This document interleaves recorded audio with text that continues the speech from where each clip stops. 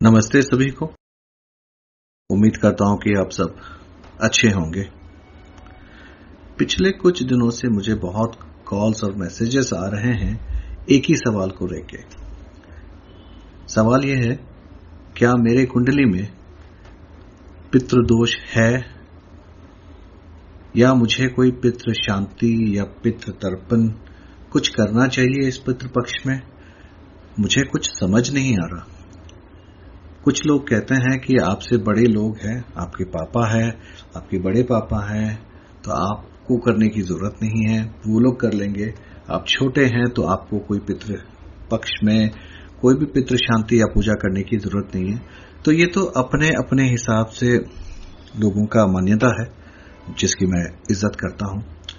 लेकिन मैं आपको आज सोचा कि कुछ इंफॉर्मेशन साझा करता हूं ये पितृदोष को लेके, पितृपक्ष को लेके हमें क्या करना चाहिए, क्या हमें करना चाहिए या नहीं करना चाहिए। ये जो कंफ्यूजन है इसका पर्दा मैं हटाने की कोशिश करता हूं, मैं अपनी छोटी सी नॉलेज के साथ। उम्मीद करता हूं आपको ये इंफॉर्मेशन अच्छा लगेगा। ठीक है जी। तो पहले पितृदोष क्या होता है ये समझते हैं। पितृदोष क्या होता है पहले ये समझते हैं। पितृदोष का मतलब है कि हमारे पूर्वजों का अधूरा काम या कर्म जो छूट गए हैं, या फिर उनके द्वारा किए हुए, जाने अनजाने में किए हुए कोई बुरा काम, ठीक है, कोई पाप, ठीक है, या फिर उनका कोई इच्छाएं जो अधूरे रह गई हो वो, या फिर उनकी जो अंतिम संस्कार था वो ठीक से नहीं हुआ हो, तो या फिर आपके पितरों के द्वारा किए गए कोई ऐसे कर्म जहां उन्होंने अपने माँ बाप को, गुरु को, बच्चों को नहीं देखा ठीक से, या उनको तंग किया, उनको परेशान किया। तो ये जितने भी गलत काम है, इसके जो दोष उत्पन्न होते हैं उसका जो हम पे बैक करते हैं वो उनके सारे 7 पुश्तें, 7 जनरेशंस जो है वो उनको पे करना पड़ जाता है। तो इन शॉर्ट समरी में बताता हूं कि पितृदोष हमारे पितरों के द्वारा किया हुआ कोई गलत काम या अधूरा काम, ठीक है, या उनकी इच्छा पूर्ति नहीं हुई है अंतिम समय पे, या उनका अंतिम संस्कार ठीक से नहीं किया गया, तो ये सारी चीजें जो है पितृदोष को फॉर्म करता है, क्रिएट करता है। ठीक है, किसी ना किसी ने किसी वजह से। ये आपके दोष नहीं है, आपके पितरों के किए हुए दोष है जो 7 जनरेशन तक निभाना पड़ जाएगा। बट हमारे नेचर ने, हमारे भगवान ने हमें साल में एक ऐसे समय दिया गया है श्राद्ध मास के नाम पे, जहां पर हम ये पितृ शांति करके पितरों के द्वारा किए गए दोष, कर्म, या उनके अधूरा जो भी इच्छाएं थे, या फिर जाने अनजाने में जो क्रियाक्रम ठीक से नहीं हुआ हो, तो इनके लिए हम शांति करते हैं। अभी आपको समझ गया? आप समझ गए होंगे शायद कि हम जो शांति पूजा करते हैं श्राद्ध पक्ष में, ये उनके किए गए कर्मों को शांत कर रहे हैं, ताकि हमारे ऊपर आने वाले कष्ट या हमारे नीचे जनरेशन को जाने वाले कष्ट है उसको हम नलिफाई कर दें, ये फिल्टर कर दें, या जो भी कुछ आप बोलना चाहते हो वो करके इसको वहां पर खत्म करने की कोशिश किया जा सकता है। तो भगवान ने या नेचर ने हमें ऐसा समय दिया गया है। इसका समय का भी इंपॉर्टेंस होता है, इसके बारे में हम कभी और बात करेंगे, नहीं तो ऑडियो बहुत लंबा हो जाएगा, आपके पास इतने पेशेंस भी नहीं होगा सुनने के लिए। बट एनीवेज, तो छोटा छोटा आपको समझ में आ गया होगा कि पितृदोष क्या होता है। ठीक है, अभी हम समझते हैं कि किसको पितृदोष की शांति करनी चाहिए, कौन कर सकता है, कौन नहीं कर सकता है। नहीं कर सकता तो छोड़ दीजिए, मैं तो ये कहता हूं कि सभी को करना चाहिए, क्योंकि हम इंसान हैं, हमारे पितृ भी इंसान थे और हम ही से ही गलतियां होती रहती है। तो कोई भी पितृ या हम साफ नहीं है तो ये बोला नहीं जा सकता कि कौन नहीं कर सकते। बट मैं आज आपको, आज के दिन मैं एक छोटी सी इंफॉर्मेशन साझा करता हूं हॉरोस्कोप के थ्रू, कैसे देखा जा सकता है कि आपके हॉरोस्कोप में पितृदोष है या नहीं है। ठीक है, तो इसको समझने के लिए पहले ये समझते हैं कि हमारे हॉरोस्कोप में, ठीक है, हमारे हॉरोस्कोप में 7 मेजर प्लैनेट्स होते हैं। इसको ध्यान से सुनिएगा, 7 मेजर प्लैनेट्स होते हैं, नेमली सूर्य यानी कि सन, चंद्र यानी कि मून, बुध यानी कि मरकरी, शुक्र यानी कि वीनस, शनि यानी कि सैटर्न, गुरु यानी कि जुपिटर और मंगल यानी कि Mars. I repeat, sun, moon, Mercury, Venus, Saturn, Jupiter और ये मार्स, ये 7 हमारे मेजर प्लैनेट्स होते हैं। ठीक है जी। इसके साथ साथ हमारे पास 2 शैडो प्लैनेट्स होते हैं, छाया ग्रह बोलते हैं, छाया प्लैनेट। ये होती है राहु और केतु। राहु और केतु जो है ना, इसको छाया प्लैनेट कहा जाता है। ठीक है, जब भी कुंडली में राहु केतु आपकी कोई भी मेजर प्लैनेट्स के साथ बैठ जाए, जो मैंने 7 मेजर प्लैनेट्स की बात कर रहा था ना, तो आपका राहु, आपकी कुंडली में राहु या केतु कोई भी मेजर प्लैनेट के साथ बैठ जाता है तो ये एक पितृ दोष क्रिएट करता है। इसके अपने अपने रिजल्ट हो सकते हैं प्लैनेट के हिसाब से। मैं आपको एक छोटी सी एग्जांपल देता हूं। आप ऑनलाइन जाके किसी भी ऐप में, फ्री ऐप में अपना हॉरोस्कोप बना सकते हैं। अगर आपको नहीं समझ में आ रहा है तो आप मुझे भेजा दीजिए अपना बर्थ डिटेल्स, जैसे कि name, date of birth, place of birth, time of birth. ठीक है, ये 3-4 चीज भिजा दीजिए और मैं आपको बता दूंगा कि आपके कौन से पितृदोष क्रिएट हो रहे हैं, कौन से प्लैनेट के पितृदोष क्रिएट करते हैं, कि पितृदोष क्रिएट हो रहे हैं। ठीक है, तो मोटा मोटा मैं आपको ये बता दूं कि आप जब हॉरोस्कोप खोलेंगे तो आप देखेंगे, अगर लेट्स से सूर्य के साथ अगर राहु बैठा हुआ है तो सूर्य को ग्रहण लगाने वाला है राहु, केतु और शनि। तो यहां पर एक ग्रहण दोष भी होता है और पितृदोष भी क्रिएट करता है। किसका पितृदोष? सूर्य का पितृदोष। ठीक है, तो ये पितृदोष क्या करता है, सूर्य की अपनी रिलेशनशिप यानी कि अपने रिश्तेदारी होती है और उसके अपने एट्रीब्यूट्स होते हैं। फॉर एग्जाम्पल, सूर्य से जो रिलेशन हम देखते हैं वो है हमारे पापा, फादर, ठीक है, पिताजी। ये हमारे सूर्य से रिलेशनशिप देखते हैं। और दूसरे एट्रीब्यूट्स की बात किया जाए तो सूर्य से हम क्या क्या देखते हैं, सूर्य हमारे आत्मा कारक होता है, हमारे नेम एंड फेम का कारक होता है। ठीक है, हमारे नेम जो बढ़ता है ना, नेम एंड फेम, इसके सारे कारक भी सूर्य होता है। इसके अलावा आपकी जितने भी अच्छे सोशल कनेक्शंस होते हैं, गवर्नमेंट होता है, गवर्नमेंट से रिलेशंस होते हैं, ये सारे कुछ जो है, जैसे पॉलिटिशियंस वगैरह, ये सारे चीज जो है सूर्य से देखा जाता है। अगर राहु या केतु उनके साथ बैठ जाता है सूर्य के साथ, तो ये सारे एट्रीब्यूट या जो रिलेशनशिप मैंने बताया था, रिश्तेदारी, उसमें आपको थोड़ा बहुत प्रॉब्लम्स देख सकते हो। फॉर एग्जाम्पल, अगर सूर्य के साथ राहु या केतु बैठता है तो सबसे पहले आपकी पिताजी के लाइफ में बहुत स्ट्रगल होगा, या आपके पिताजी के हेल्थ में कंसर्न हो सकता है, या आपके पिताजी के साथ आपका रिलेशन नहीं ठीक रहा होगा, या साथ नहीं मिला होगा। ये सारे कुछ चलता रहता है। ठीक है, इसके अलावा हो सकता है कि आपको गवर्नमेंट से ट्रबल मिले।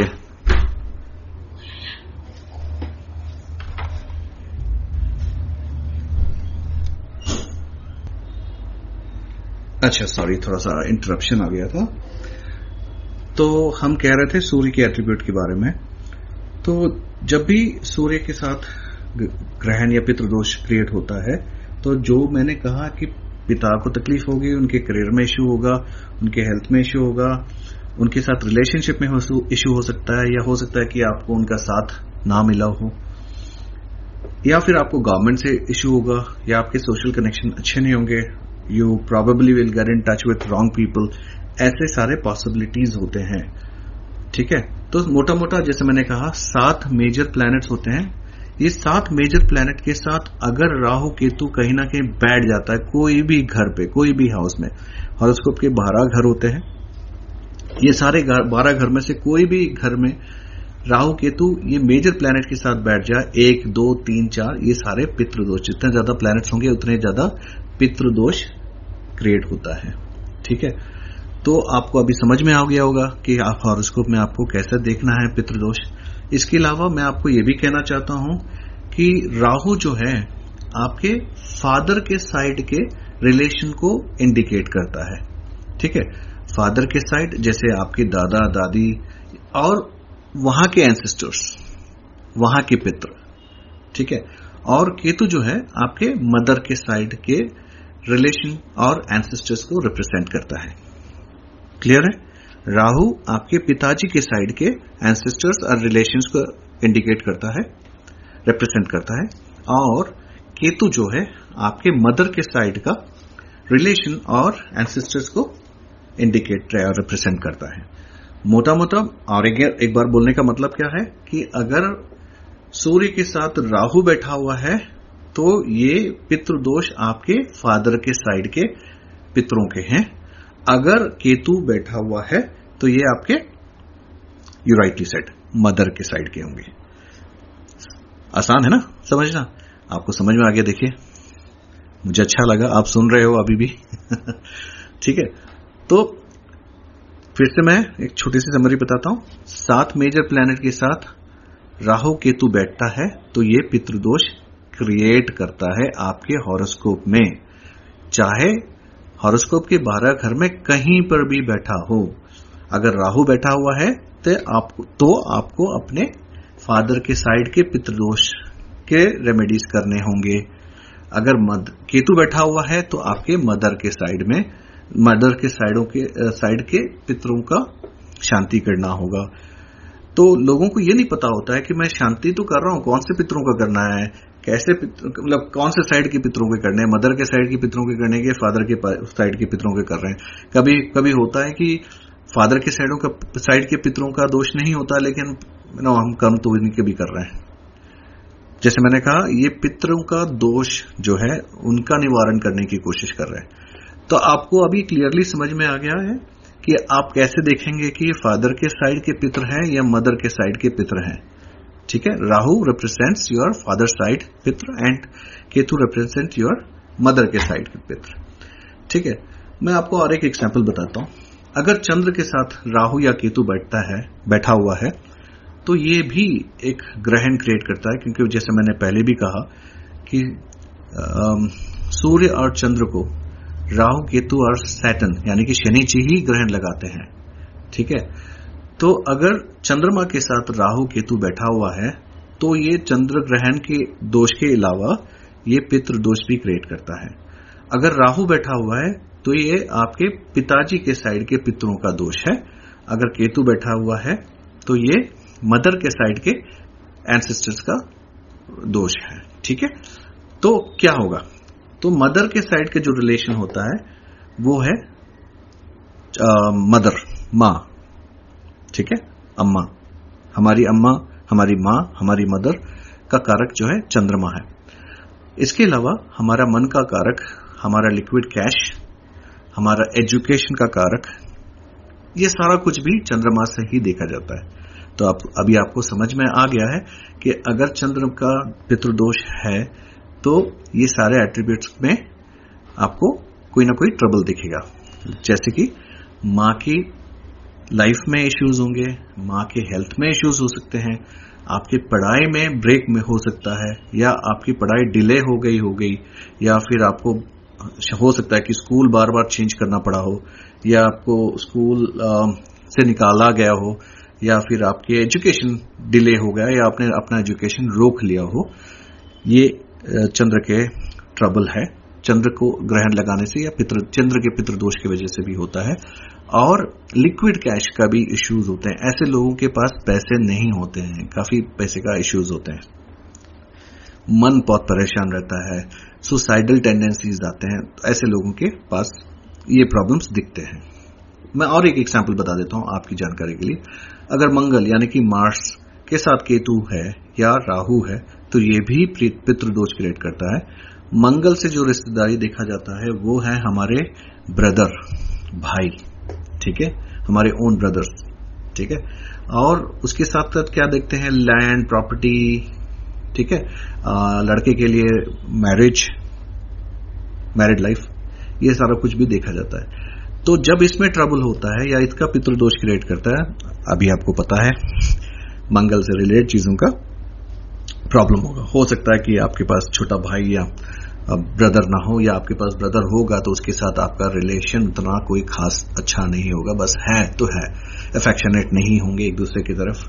ठीक है, लैंड या प्रॉपर्टी में इश्यूज होंगे। अगर आपने इन्वेस्ट कर रखा है तो हो सकता है कि उतना वैल्यू नहीं मिल रहा होगा, या फिर आपको पितृदोष का जो भी है इश्यूज आपको बनते हुए आ रहे होंगे। सॉरी, दोबारा से कॉल आ गया था, काफी लोग मुझे कॉल कर रहे हैं तो मुझे थोड़ा सा इंटरप्ट हो रहा है, सॉरी फॉर दैट। तो हम मंगल की बात कर रहे थे। तो मंगल, जब भी मंगल का पितृदोष होता है तो वो जो है हमारे लैंड की लिटिगेशन, भाई के साथ प्रॉब्लम, मैरिड लाइफ में इश्यूज, ये सब क्रिएट होता है। ठीक है, अभी आपको समझ में आ गया होगा। तो वैसे ही जो भी प्लैनेट के साथ ये बैठा हुआ है उसके एट्रीब्यूट्स और उसकी रिश्तेदारी को वो खराब करेगा। ठीक है, तो आप चेक कर लीजिए। अभी आपको मालूम हो गया कि किसको किसको पितृदोष की शांति करनी चाहिए, निवारण करनी चाहिए। अब ये मुझे आपको बोलने की जरूरत नहीं है, आप खुद ही से देख सकते हो या आप मेरे से चेक करवा सकते हो, मैं आपको कंफर्म कर दूंगा। और काफी दिन बाकी हैं, अभी 21 आपको महालय अमावस्या है, आप उस पर भी कर सकते हैं। तो आपके पास काफी अपॉर्चुनिटी दिया गया है, अपॉर्चुनिटी है आपके हाथ में। ठीक है, तो ये तो आपको यहां तक समझ में आ गया। अभी मेरे को पता है कि यहां से और एक सवाल आएगा कि मेरे पास हॉरोस्कोप नहीं है, मेरे पास डेट ऑफ बर्थ डिटेल्स या बर्थ डिटेल्स कुछ नहीं है, तो मुझे कैसे मालूम होगा कि मुझे कुछ करना है या नहीं करना है, या मेरे कोई पितृदोष है या नहीं है। तो उसके कुछ सिम्टम्स मैं आपके साथ साझा करता हूं आपके इन्फॉर्मेशन के लिए। ठीक है, तो कुछ ऐसे सिम्टम्स है जिस पे आप थोड़ा सा ध्यान रख के समझेंगे तो आपको समझ में आ जाएगा कि ये सिम्टम्स आपको मिल रहे हैं, तो आपको फिर उसका मतलब है कि आपको पितृ शांति करनी चाहिए। अभी कौन से साइड से करनी चाहिए, मातृ साइड या पितृ साइड? तो आपको दोनों के साइड से करना चाहिए। ठीक है, तो मैं कुछ सिम्टम्स, कॉमन साइंस सिम्टम्स जो होते हैं वो मैं आपके साथ साझा करता हूं। सबसे पहले,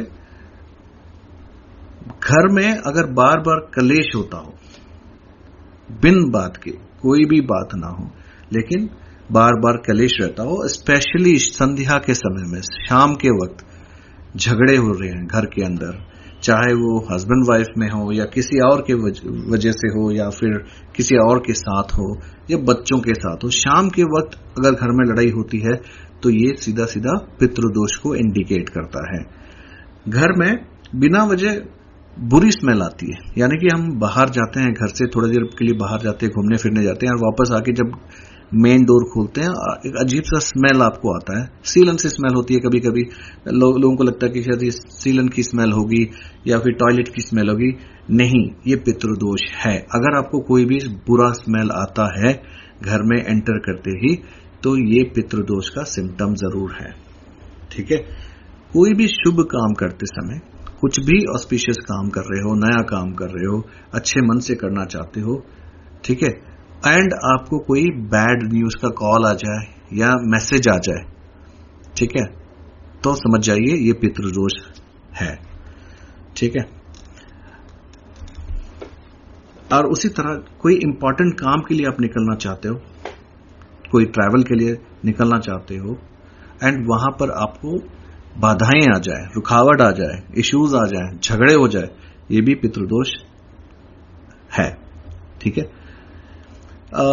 फैमिली मेंबर्स में या स्पेशली यंग मेंबर, कोई अगर घर में किसी की अनटाइमली डेथ होती है, स्पेशली यंगस्टर्स, माँ बाप के होते हुए अगर यंगस्टर्स बच्चे जाते हैं, ये भी डायरेक्ट पितृदोष होता है। करियर में ब्रेक होना, एजुकेशन में ब्रेक होना, प्रॉपर्टी में इश्यूज आना, स्टेबिलिटी ना होना करियर में, ये सारा कुछ भी पितृदोष का ही सिम्टम है। ठीक है, इसके अलावा हम कोई अच्छे काम के लिए जा रहे हैं, जैसे शादी के लिए सब निकल रहे हैं, सब सज धज के निकल रहे हैं, और जाते जाते गाड़ी में बैठे बैठे हस्बैंड वाइफ में या किसी न किसी के साथ झगड़ा हो गया, दिमाग खराब हो गया, ये सारे चीजें, मतलब कोई भी ऑस्पिशियस काम के लिए आप निकल रहे हो और कोई भी झगड़ा हो रहा हो, तो समझ जाइए ये भी पितृदोष ही है। ठीक है,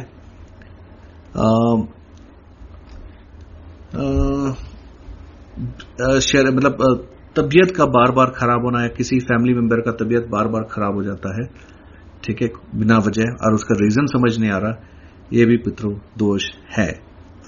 अनवांटेड एक्सपेंसेस बढ़ रहा है, स्पेशली मेडिकल एक्सपेंसेस बढ़ रहा है, यह भी पितृदोष है, ठीक है।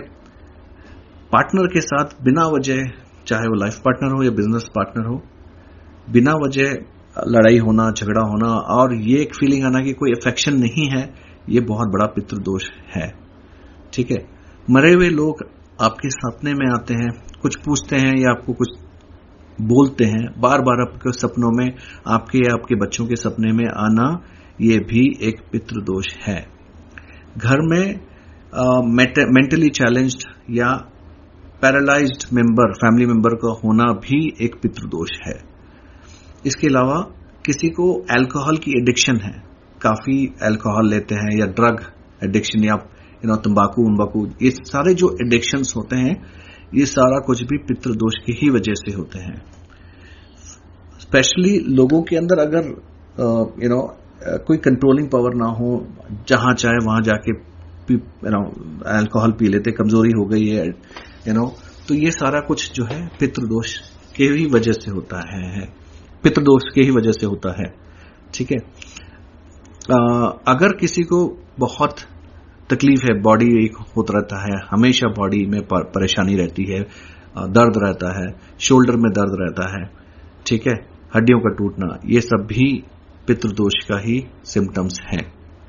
अगर आपका मेन डोर आवाज करता है खुलते समय, या उसमें कोई प्रॉब्लम है, या उसमें क्रैक हो गया हो, तो ये भी पितृदोष का ही सिम्टम है। अगर आपके नेबर्स के साथ नहीं बन रहा है, फ्रीक्वेंटली आर्ग्यूमेंट या फाइट होता रहता है उनके साथ, ये भी बहुत बड़ा पितृदोष का ही सिम्टम है। आपकी प्रॉपर्टी, लैंड या कोई भी प्रॉपर्टी का लिटिगेशन चल रहा है, ठीक है, और काफी सालों से चल रहा है, तो ये भी बड़ा पितृदोष की ही वजह से होता है। आपके रिलेशनशिप में इश्यूज हैं एंड ये कोर्ट में पड़ा हुआ है, ये भी पितृदोष की वजह से ही होता है। इसके अलावा आपके घर में जो छोटे बच्चे हैं, अगर वो बहुत ज्यादा डिसोबीडियंट हो रहे हैं, स्टबर्न हो रहे हैं, बात नहीं सुन रहे हैं, जवाब दे देते हैं, उल्टा जवाब दे देते हैं, तो ये भी पितृदोष की ही वजह से होता है। घर में इलेक्ट्रॉनिक सामान जो है वो बार बार खराब होता है, बार बार रिपेयर होता है, ठीक है, जैसे वॉशिंग मशीन हो गई, माइक्रोवेव हो गया, या ऐसे कुछ, ये भी पितृदोष का ही सिम्टम है, ठीक है। घर की दीवारों में या छत में सीलन बनना, घर में सीलन बनना भी पितृदोष की निशानी है। घर के दीवारों में या छत पर अगर पीपल के झाड़ उग रहा है, यह भी बड़ा पितृदोष ही है, होता है, ठीक है। तो ये सारे कुछ सिम्टम्स है। अगर आपके पास हॉरोस्कोप नहीं है चेक करने के लिए, तो ये सारे सिम्टम्स से आप समझ सकते हो कि आपके घर में पितृदोष जरूर है, और आपको इस पितृपक्ष में पितृ शांति करना बहुत जरूरत है। पितरों की शांति की जरूरत है और आपको करना भी चाहिए, चाहे आप छोटे हो, बड़े भाई हो, छोटे भाई हो, जो भी हो, ये आपके घर में हो रहा है, तो आपको, अगर आप हेड ऑफ द फैमिली हैं तो आपको सर्टेनली करना चाहिए। अगर आप हेड ऑफ द फैमिली छोटे भी हैं तो भी कर सकते हैं, हेड ऑफ की मतलब किसी के बिहाफ में आप कर सकते हो। पितृ शांति हमारे पितरों को, पितरों के द्वारा किए गए दोषों का शांति या निवारण होता है, जरूर से करना चाहिए हमें। अच्छा, इसके अलावा मैं आपको और एक इंपॉर्टेंट इंफॉर्मेशन देता हूं। ये दो तो हो गए, एक हॉरोस्कोप के थ्रू और दूसरा सिम्टम्स के थ्रू। इसके अलावा जो भी इंसान राहु, केतु और शनि के नक्षत्र में जने हैं, यानी जिसका जन्म राहु के नक्षत्र, केतु के नक्षत्र या शनि जी के नक्षत्र में हुआ है, तो आपको भी पितृदोष बाय डिफॉल्ट होता है और आपको जरूर से पितृ शांति करनी चाहिए, ठीक है। अब मैं राहु की नक्षत्र कौन कौन सा है वो मैं आपको बता देता हूं।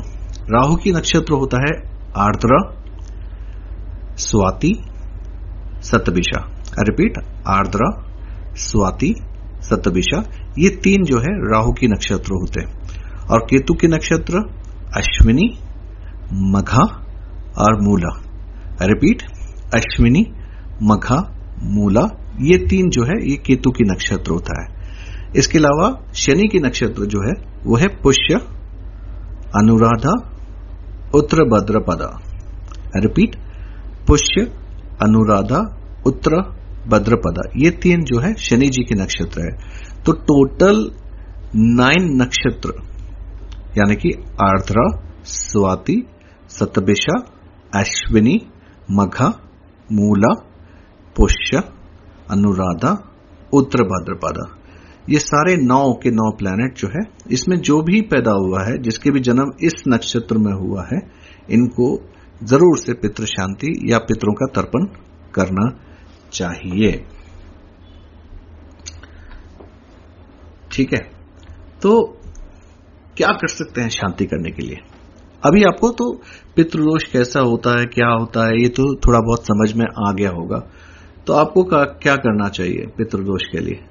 पितृपक्ष में अगर हो सके तो एक पंचमुखी, रिपीट, 5 मुखी दिया जो है आपके घर के साउथ में शाम के वक्त तिल ऑयल में 5 के 5 दिया को जला के रखना शुभ होता है। कुछ चावल भी रखिए, उसमें थोड़ा सा तिल डाल के रखिएगा, पानी रखिएगा एक गिलास में, खुशा डाल के, खुशा होता है, ठीक है, खुशा ग्रास डाल के आप उसे रख दीजिएगा उस तरफ। शाम के वक्त संध्या टाइम में आपको दिया जलाना है, और वो अगर पूरी रात जलता है तो बहुत अच्छा होगा। थोड़ा सा कच्चा पक्का चावल बना के उसमें थोड़ा सा तिल डाल के आप उसे एक अपना हाथ में जो मुट्ठी भर का जो एक बनता ना गोल सा मुद्दा बोलते हैं तेलुगु में, बना के रख दीजिएगा, और तिल से पानी डाल के अपने थंब से पानी निकालते हुए तर्पण दीजिएगा। ये आप अपने घर पे कर सकते हैं, और भगवान से प्रार्थना कीजिए कि आपके पितरों के द्वारा किए गए जो भी कर्म है उसके लिए आप माफी मांगते हैं, माफी मांग रहे हैं, और ये तर्पण उनके लिए कर रहे हैं। एंड रिक्वेस्ट कीजिए भगवान से कि इसे एक्सेप्ट करें और उनके किए गए जो भी कर्म थे उसे क्षमा करें, और हमारे ऊपर उनके आशीर्वाद बना रहे, ताकि हमारा जनरेशन जो है खुश रहे, हमारे साथ जो भी प्रॉब्लम हो रहा है, डिलेज हो रहे हैं, ये सब निकल जाए। अच्छा, लेट मी टेल यू, जब यहां तक पहुंच चुके हैं तो पितृ दोष होने से क्या क्या हमारे लाइफ में तकलीफ होती है। तो मैंने कुछ तो पहले ही बोल रखा है, जैसे हेल्थ का कंसर्न्स होगा, एक्सपेंडिचर होगा, न्यू लाइफ में अपॉर्चुनिटीज नहीं आएगी, शादी में डिले होगा, ठीक है, शादी में ट्रबल होगा, शादीशुदा जिंदगी में बहुत तकलीफ होगी, बच्चे होने में डिले होगा, ठीक है, और काम काज में प्रॉब्लम्स होंगे, घर में बहुत कलेश होगा, आप घर नहीं बना पाओगे, ठीक है। तो ये सारे कुछ है, तबीयत का खराब रहना, ऑल ऑफ एक्सीडेंट हो जाना, ठीक है, एंड एकदम से नुकसान हो जाना, ये सारा कुछ पितृदोष का ही सिम्टम्स है। तो ये आप कर सकते हो, जैसे मैंने कहा कि पंचमुखी दिया आप जला के रखिए, पानी रखिएगा कुशा डाल के उसके अंदर, ठीक है, एंड नेक्स्ट मॉर्निंग ये सारा कुछ उठा के आप पीपल के झाड़ में ऑफर कर दीजिए या फिर बर्ड्स को दे दीजिए, ठीक है। इस समय में गौशाला जाके पितरों के लिए गांव की सेवा करना बहुत अच्छा होगा, फिशेस को खाना खिलाना बहुत अच्छा होगा, चींटियों को खाना खिलाना। चींटियों के लिए क्या कर सकते हैं आप, आटा ले लीजिए, उसमें थोड़ा सा शुगर डाल दीजिए, अच्छे से गूंद लीजिए, उसके छोटे छोटे बॉल्स बनाइए और उसे चींटियों को डाल दीजिए, ठीक है। तो ये भी बहुत अच्छा होगा, ये कर सकते हैं आप। फिशेस को भी कर सकते हैं सेम चीज, ठीक है।